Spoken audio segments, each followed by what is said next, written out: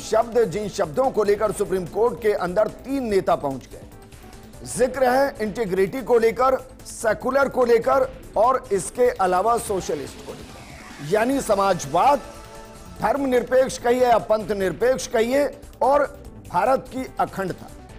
क्या वाकई में इमरजेंसी के दौरान जिन शब्दों को जोड़ा गया, क्या उनकी मूल भावना गलत थी? क्या इन शब्दों के जरिए संविधान की जो मूल भावना है उसके साथ छेड़छाड़ की गई थी? क्या वाकई में सेकुलर का मतलब धर्मनिरपेक्ष नहीं पंथ निरपेक्ष माना जाए? और सवाल यह भी कि पंथ निरपेक्ष और धर्मनिरपेक्ष के बीच में क्या अंतर है? क्या भारत शुरुआत से धर्मनिरपेक्ष नहीं? क्या भारत शुरुआत से सोशलिस्ट नहीं?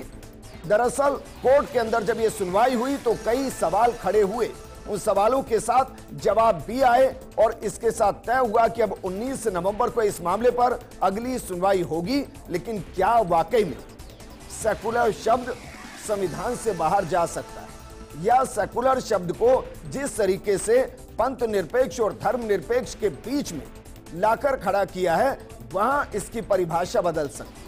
आज बात इसी मुद्दे पर कि इस सब के बीच में भारत में होने और ना होने से इन 3 शब्दों से क्या फर्क पड़ेगा।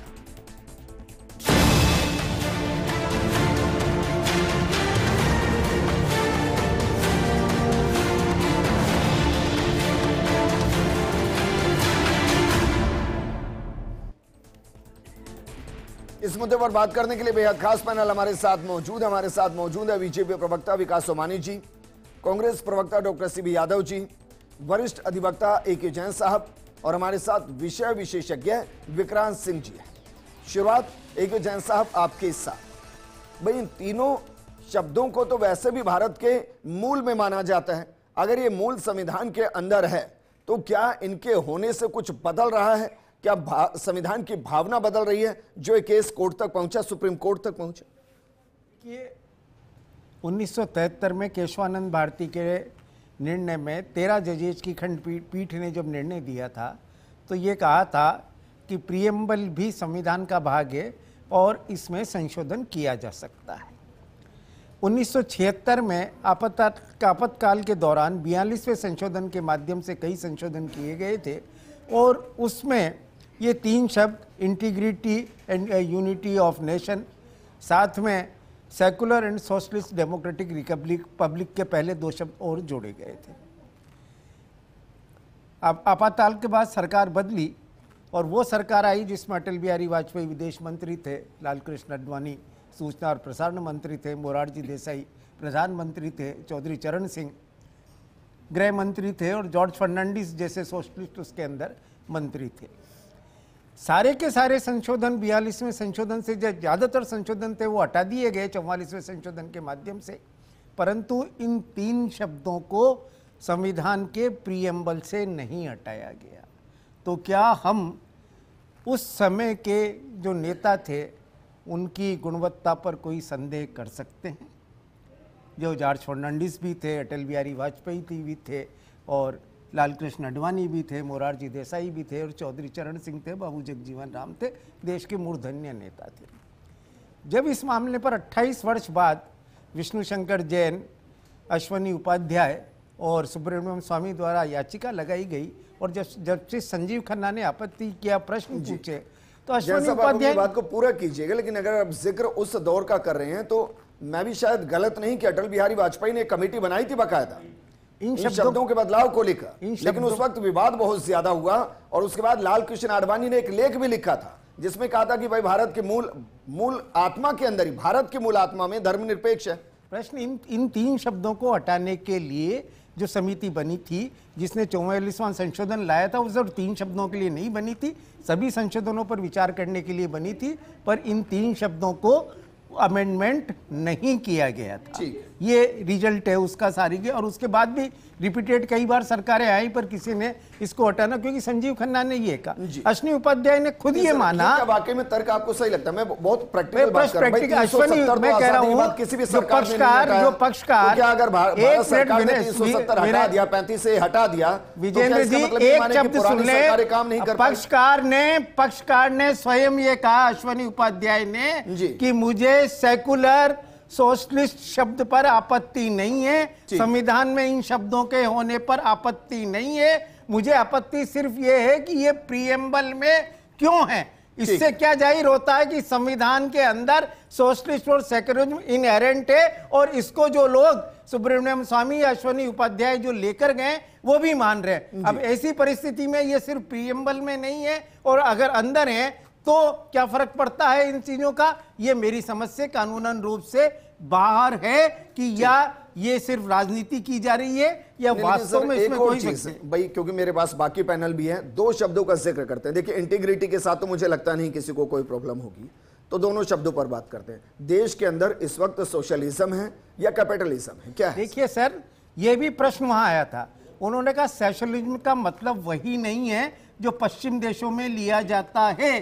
फ्रेटर्निटी और इक्वलिटी जो शब्द हमारे संविधान में है वो सोशलिज्म का प्रतीक है। सोशलिज्म का अवसरों की समानता या बराबर अवसर मिलना और राष्ट्रीय संपदा का इक्विटेबल डिस्ट्रीब्यूशन भी है।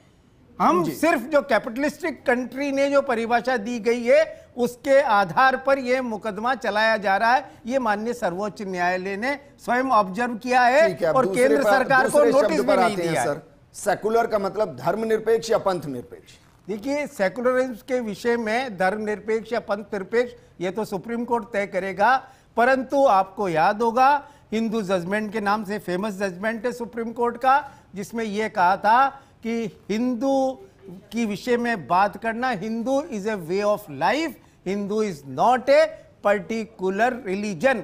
तो इसका मतलब स्पष्ट है कि ये रिलीजन तो सनातन है सर, हिंदू तो वे ऑफ लिविंग। ये आपके अपने अपने शब्द हैं, पर हिंदुइज्म जिसकी बात की जाती है उसके लिए सर्वोच्च न्यायालय ने स्पष्ट कह रखा है कि Hinduism is a way of life, जो कि अभी भी हिंदू धर्म की रक्षा, हिंदू धर्म आंदोलन इसी की बात होती है।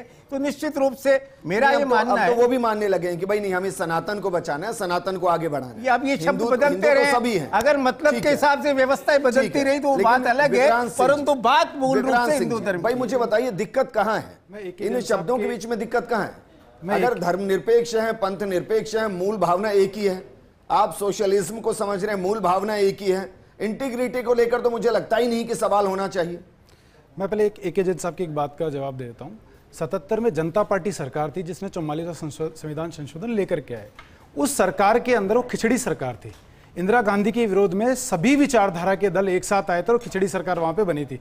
मोरारजी देसाई खुद कांग्रेसी थे, जयप्रकाश नारायण समाजवादी थे, राम मनोहर लोहिया समाजवादी थे। तो ऐसी स्थिति में वहां से समाजवाद और पंथ निरपेक्ष शब्दों को हटाना राजनीतिक दृष्टि से उचित नहीं था, इसलिए वो उस वक्त नहीं हटाए गए। इसका मतलब ये नहीं कि उन परिस्थिति विशेष में वो शब्द नहीं हटाए गए तो हम उसको जायज ठहरा दें। और अगर आप ये कह रहे हैं कि वो जो लोग उस वक्त मोरारजी देसाई, अटल बिहारी वाजपेयी, आडवाणी जी, ये सारे, जॉर्ज फर्नांडिस, ये सारे विद्वान लोग थे, तो क्या वो योग्य नहीं थे या उनका विचार वैचारिक रूप से इतने संपन्न नहीं थे? तो जो संविधान सभा की हम बात करें, वहां जो लोग थे, 3 बार केटी शाह ने वहां पर यह विषय रखा था कि धर्मनिरपेक्ष शब्द को शामिल किया जाए, सेक्युलर शब्द को शामिल किया जाए। तीनों बार प्रारूप समिति ने भी और संविधान सभा ने भी तीनों बार इस प्रपोजल को रिजेक्ट कर दिया। उसमें भीमराव अंबेडकर भी शामिल थे। रही बात समाजवादी शब्द की, इस शब्द को लेकर भी संविधान सभा में बहुत चर्चा हुई थी और इस शब्द को रखने के लिए नेहरू और उनके जो समर्थक थे, जो कम्युनिस्ट विचारधारा से ज्यादा अपने आप को नजदीक समझते थे, उनने पूरी कोशिश की थी ये शब्द रखा जाए। लेकिन उस वक्त भी मोरारजी देसाई, अंबेडकर और एक मूर्धन्य विद्वान थे, इन लोगों ने आपत्ति जताई कि भारत एक स्वतंत्र विचारों का देश रहेगा, किसी एक राजनीतिक आर्थिक विचारधारा का गुलाम नहीं रहेगा, प्रतिनिधित्व नहीं करेगा। हालांकि बॉम्बे प्लान आया था और बॉम्बे प्लान के अंदर देश के सभी इंडस्ट्रियलिस्ट ने ये अनुशंसा करी थी कि सरकारें सहयोग दे, क्योंकि हमारे पास पूंजी का दबाव है। उस चीज को स्वीकार किया गया। लेकिन वहां क्या हुआ, नेहरू का झुकाव समाजवाद की तरफ था, तो नेचुरली धीरे धीरे जहां हमने फर्स्ट 5 ईयर प्लान में मिश्रित अर्थव्यवस्था का मॉडल अपनाने की बात की थी, धीरे धीरे हम समाजवादी अर्थव्यवस्था की तरफ जाने लगे। और फिर उनकी जो उत्तराधिकारी थी इंदिरा गांधी, उन्होंने इस काम को संपन्न किया और समाजवादी शब्द को वहां पे शामिल किया। भारत तो सीधे तौर पर है या नहीं है? भारत एक सेक्युलर देश नहीं है और होना भी नहीं चाहिए। तो क्या है भारत? देखिए, सेक्युलर शब्द पे आते हैं। सेक्युलर एक यूरोपियन कॉन्सेप्ट है। वहां पर राज सत्ता को धार्मिक संस्थाओं से अलग करने के लिए, उन दोनों में दूरियां लाने के लिए, ताकि वो एक दूसरे काम में इंटरफेयर ना करे, सेकुलर शब्द वहां प्रचलन हुआ। भारत में ऐसी कोई व्यवस्थाएं थी नहीं। भारत में जो धार्मिक संस्थाएं थी उनका कोई इंटरफेयर कभी रहा ही नहीं। यहाँ तो ब्रिटिश लिगेसी थी, और ब्रिटिश गवर्नमेंट के जाने के बाद भी जो स्वतंत्र सरकार आई, आपको लगता है वहां कोई धार्मिक संस्थाओं का कोई रोल था? तो ऐसे में सेक्युलर शब्द की हमें कोई आवश्यकता ही नहीं थी। और फिर भी अगर संविधान सभा के जो मूर्धन्य विद्वान थे, जो उस वक्त की परिस्थितियों को समझते, उस सब की परिस्थितियां समझिए आप। भारत का विभाजन सांप्रदायिक आधार पर हुआ, उस परिस्थिति के अंदर भी उन लोगों को यह नहीं लगा कि भारत को एक सेक्युलर नेशन होना चाहिए। लेकिन 1975 में आपातकाल के दौरान सारे लोकतंत्र की हत्या करके गैर लोकतांत्रिक तरीके से, अवैध तरीके से एक संविधान संशोधन लाया जाता है। मैं एके जैन साहब से पूछता हूं, कॉन्स्टिट्यूशनल अमेंडमेंट 368, आप मेरे से न पूछे, 368 मैं आपकी तरह पैनलिस्ट हूं, कृपा करके पूछना है तो आप अपने राजनीतिज्ञों से पूछो, आप क्या बोल रहे हैं, आपकी विचार। और दूसरी चीज, आपने कहा कॉन्स्टिट्यूशनल डिबेट्स, मेरे पास सारी कॉन्स्टिट्यूशनल डिबेट्स रखी हुई है, आप घर आके देख सकते हैं। और जो सब आपने कहे हैं, आप मुझे बता दें कि किस अध्याय में केटी शाह ने 3 बार बोल रहे हैं, आप झूठ बोल रहे हैं। केटी शाह ने 3 बार ये प्रपोजल रखा है। घर आ जाइए, मैं आपको किताब बता देता हूँ। मैं भी पढ़ के आया हूँ, आप बता दीजिए। मैं भी पढ़ के आया हूँ। कौन से अध्याय में है और कौन से भाग में, बता दीजिए अगर आप पढ़ के आए तो। संविधान सभा की बहस किसी अध्याय में नहीं होती महोदय। कौन से दिन की डिबेट में, आप न्याय दीजिए।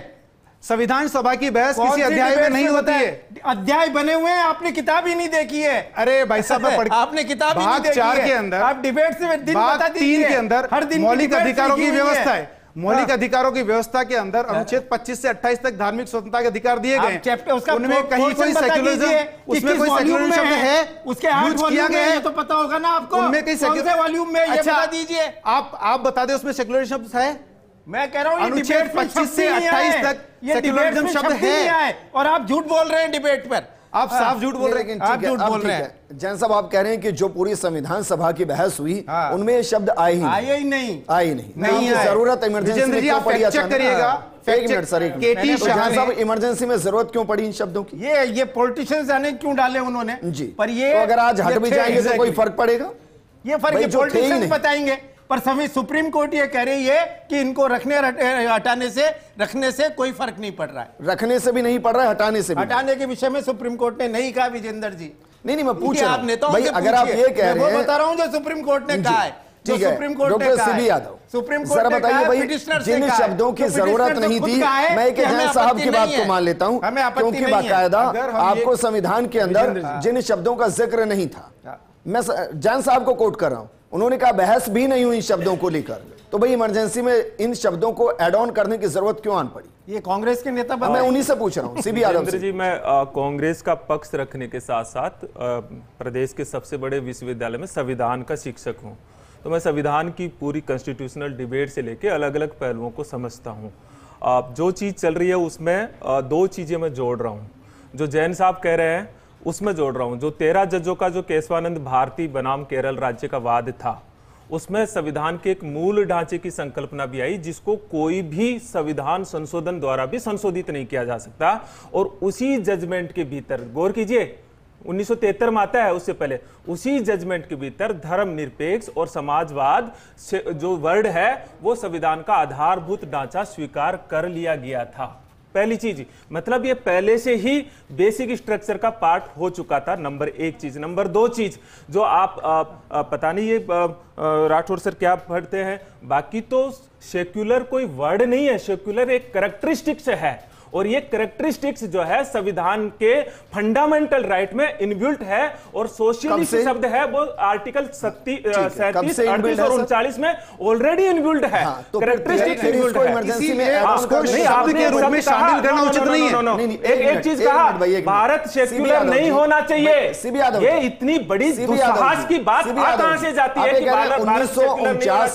1949 से शब्द इनबिल्ट है। हाँ, पहले से इनबिल्ट है ये फिर ये क्यों लेकर आए? और ये इनबिल्ट है, इसी को लाए क्यों इमरजेंसी? मैं आपको बताता हूं क्यों लाए। ये इसलिए लाए क्योंकि जो प्रियम्बल है वो संविधान की जो पूरी मूलभूत विशेषताएं हैं उसका एक प्रतिबिंब प्रकट करता है। जब सेक्युलर और सोशल वर्ड केशवानंद भारती बनाम केरल राज्य में देश संविधान का आधारभूत ढांचा हो गया, तो प्रियम्बल और बेहतर तरीके से उस चीज को रिफ्लेक्ट करे। इसलिए ये दो शब्द और एक फर्टर्निटी शब्द, बंधुत्व शब्द, ये तीन शब्द 42वें संविधान संशोधन द्वारा जोड़ा गया। एक जैन साहब ने बताया कि उसके बाद में समीक्षा हुई है। एक मैं और बताता हूं, जो संविधान समीक्षा आयोग बना था 1919 में, जो वाजपेयी सरकार ने बनाया, वेंकट चेलैया जी उसके अध्यक्ष थे, उन्होंने भी इन दोनों शब्दों पे कोई टिप्पणी नहीं की है। उन्होंने जो जो रिकमेंडेशन की वो 356 पे किया और दूसरे आर्टिकल्स पे किया, लेकिन उन्होंने भी इस पे बात नहीं की है। आप इससे ज्यादा क्या चीज है? अब है क्या, मैं आपको दो चीज और जोड़ देता हूं विजेंद्र जी। ये प्रॉब्लम क्या है? प्रॉब्लम यह है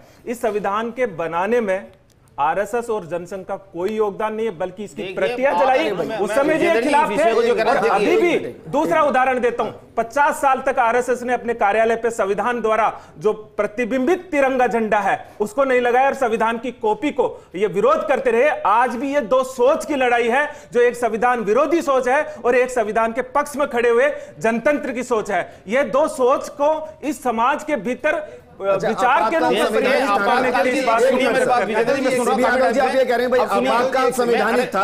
एक मिनट सर, भाई आप कह रहे हैं कि आपातकाल संवैधानिक था, पहली चीज। दूसरा, उस आपातकाल के दौरान जब सारे विपक्ष के नेता जेल में बंद थे, उस दौरान आप संशोधन लाकर उसको अप्रूव करके उसको कानून का रूप देते हैं, प्रियम्बल के अंदर ऐड करते हैं, यह भी संवैधानिक था। अब यही कह रहे हैं ना? देखिए, कोई संसद के अंदर विपक्ष था ही नहीं, विपक्ष जेल में पड़ा हुआ था। रुको वो संवैधानिक था। दोनों का जवाब दूं। नंबर एक, जो इमरजेंसी लगाई गई वो अकॉर्डिंग टू कॉन्स्टिट्यूशनल प्रोविजन थी, नंबर एक चीज। नंबर दो चीज, जो ये शब्द संवैधानिक है या नहीं है वो आप में तय नहीं करते।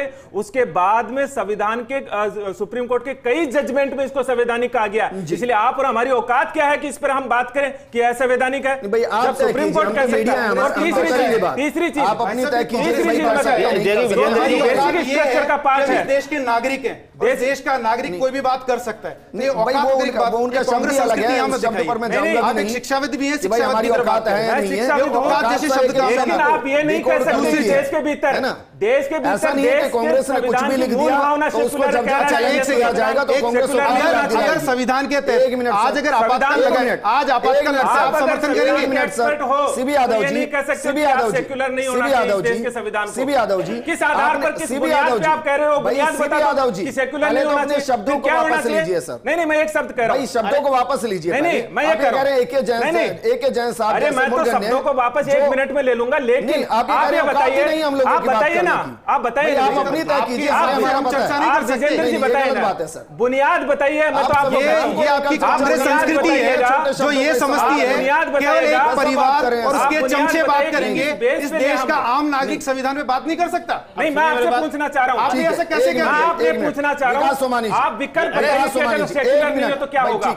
विकल्प सेक्युलर नहीं हो तो विकल्प बताइए। देश का नागरिक संवैधानिक मूल्य में बात नहीं कर सकता। भाई 1 मिनट, पूरी डिबेट खराब होती है। सीबी यादव जी, मुझे बहुत अच्छा लगा और मैंने टोका भी नहीं। आपने जिस तरीके से कहा कि भाई ये लॉ यूनिवर्सिटी के प्रोफेसर हैं, अच्छी जानकारी है, उनके बीच में इतने छोटे शब्दों का इस्तेमाल नहीं करना चाहिए था। मुझे व्यक्तिगत लगता है, माफी मांगे ना माने आपकी व्यक्तिगत राय है, मैं उस पर नहीं जा रहा हूं, है ना। लेकिन हर चीज, यही लोकतांत्रिक व्यवस्था है सर कि आप हर चीज को लेकर बहस कर सके। औकात नहीं आती है उसमें। नहीं, आप ही की इस पे नहीं, मैं वापस आऊंगा आपके पास। बात आप सोचिए, थोड़ा तो सोचिए शब्द को लेकर। भाई विकास सोमानी जी, विकास सोमानी जी, भाई ये बताइए, ये देश सेक्युलर, कांग्रेस के आप, मैं आपसे निवेदन करूंगा, चुप रहिए, सुनिए थोड़ी बात को। आप सोचिए, सबसे बड़ी तो अभी सबको चैलेंज कर दिया। अभी विजेंद्र जी सुन रहा था मैं, सीबी यादव जी कह रहे थे कि हमारी औकात नहीं है बहस करने की, आपकी निर्णय करने की औकात है क्या कि सेकुलरिज्म रहेगा कि नहीं रहेगा, अखंडता रहेगा कि नहीं रहेगा? 26 नवंबर 1949 को जब इस बात की एक संविधान दिवस के रूप से घोषित किया गया, जब 1976 में 42वें संशोधन में जब इंदिरा गांधी जी ने जो पूरा तमाम लोकतंत्र का गला घोटकर और बाबा साहब अंबेडकर साहब की आत्मा का जो प्रस्तावना थी सबसे बड़ी, उसमें जो संशोधन किया है, उस संशोधन को देश जानता है कि किस तरह तमाम विपक्षी नेता 1975 से लेकर 77 तक जेलों में डाल दिए गए और उनकी बिना बहस के ये विधेयक पारित करके और प्रस्तावना की गई। और आपने जो प्रस्तावना में जो संशोधन किया 1976 के अंदर 38वें संशोधन संविधान के अनुच्छेद 38 से लेके और 42 तक आपने न्यायालय की शक्ति को कमजोर करने का काम किया। आपने तमाम उन लोकतांत्रिक चीजों को, जो संवैधानिक ढांचा था, उनको कमजोर करने का काम किया। और इंदिरा गांधी ने जो एक है कि लोकतंत्र की जो दशा की, वो आज तक ये हम भोग रहे हैं। और रही बात सुप्रीम कोर्ट में जो लगाई है याचिका, उस याचिका का मेरा सवाल है ही नहीं भाई, मैं तो ये पूछ रहा हूं देश सेकुलर है या नहीं है, बहुत बेसिक सवाल। जितेंद्र जी, मैं आपको एक बात करना चाहूंगा। बेसिक जो बात है 26 नवंबर 1949 के आधार पर हमारी सहमति है, लेकिन मैं एक बात वो बहुत महत्वपूर्ण करना चाहूंगा। एक जैन साहब ने काफी बात कही और हमारे सभी सुन रहा हूं डिबेट को, लेकिन एक बात कहूंगा कि जब प्रस्तावना को, जब इसमें ये जोड़ा गया ये शब्द, तो जो संवैधानिक प्रक्रिया है, जो संविधान का अनुच्छेद 368 कहता है कि, सुनिए मैं बात सुनिए जितेंद्र जी, हम बात करना चाह रहे हैं बाय डिफॉल्ट माना जाता है, बाय डिफॉल्ट भाई ऐसा है, बात करेंगे लेकिन उसी से आत्मा भी होती है, आत्मा दिखती नहीं होती तो है ना। डिफॉल्ट आप मानेंगे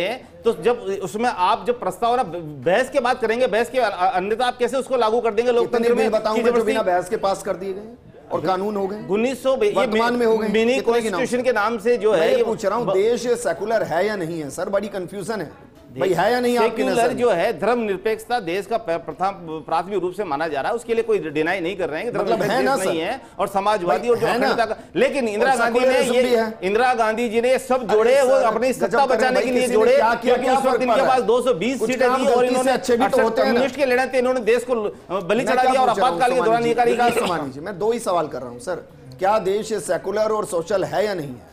देखिए नाम ही बताइए, डेफिनेशन देने का जो तरीका और जिस तरह से मैं आपको बार बार चैलेंज सुप्रीम कोर्ट में जिसके लिए गए हैं, मैं आपको कहना चाह रहा हूं, हम शब्दों की डेफिनेशन करने के लिए सुप्रीम कोर्ट नहीं गए, हम गए हैं प्रस्ताव में जोड़ा गया वो गलत है, लोकतंत्र की प्रक्रिया नहीं अपनाएगा और गलत तरह से उसको अपनाया। जब 26 नवंबर 1949 दिया नहीं समझ कर दिया, आप बस इतना बताइए विक्रांत सिंह जी, देश सेकुलर है या नहीं?